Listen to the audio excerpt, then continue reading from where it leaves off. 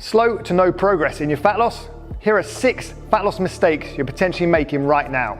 Number 1, you're underestimating the calories that are going in. Now what does this do?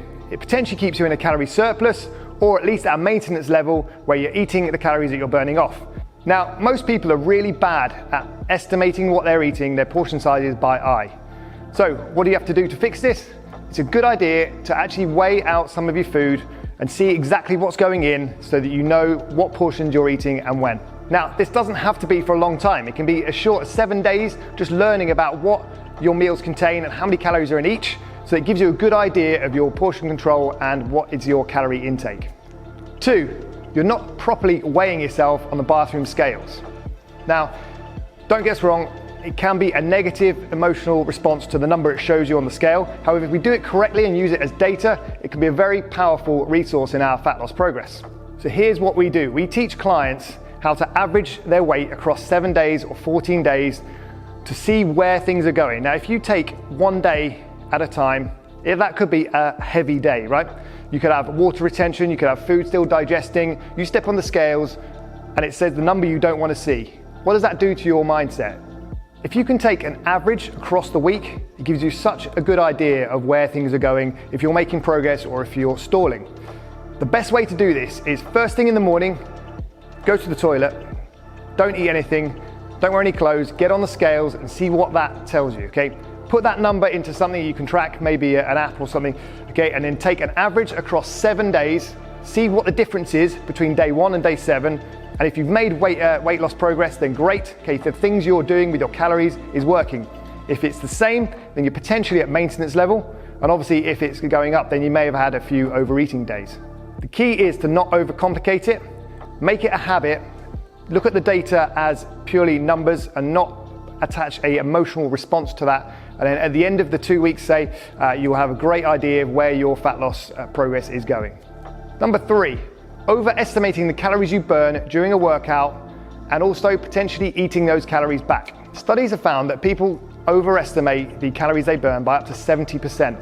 And even fitness trackers, so the watches and the Fitbits that you use to track your calories expended can be out by up to 24%. As well as people feeling more hungry when they've actually finished a workout, this all leads to overestimation of the actual calories you burn in the workout and overeating calories back in. So a good thing to do is obviously, as we've covered before, track your calorie intake and keep an eye on the average weight on the bathroom scale. Number 4, you're probably going through a body recomposition. Now, if you're new to exercise or you've made some big changes recently, then sometimes your body it takes time to adapt and actually catch up. So it's a good idea to not just focus on one thing, such as the bathroom scale, but a number of progress measures. So we've got either weights lifted in the gym, so is your strength level increasing? Are you able to do more exercise? Body circumference, so using a tape measure, are things increasing or decreasing where you want them to? Images in front of the mirror and also on your phone to compare to, because sometimes we can't see the actual progress we're making on a day-to-day basis. 5, you're actually putting too much stress on yourself to make progress. We know that elevated cortisol levels, so the stress hormone, can inhibit fat loss and actually hinder your progress. It's a good idea to be less stressed. Now calm down, breathe. Don't have to meditate, but you can just take that time out and don't overly complicate things when it comes to your fat loss, your diet and your exercise. The reality is, if you want optimal results, you do have to be a bit more meticulous with your calories in and your exercise routines and the habits you create. However, if we actually plan in for a slip up here or a buffer zone of calories or maybe a social meal out, this is going to put less stress on us to be perfect on a day-to-day basis and result in better fat loss progress across the week. 6, we actually sabotage our results by restricting too much too soon. So whilst we can't actually ditch all the bad foods out of our diet that we know aren't perfect, we need some degree of leniency in there to actually allow the treats and feel normal. So for me, I love a double decker. Who doesn't, right?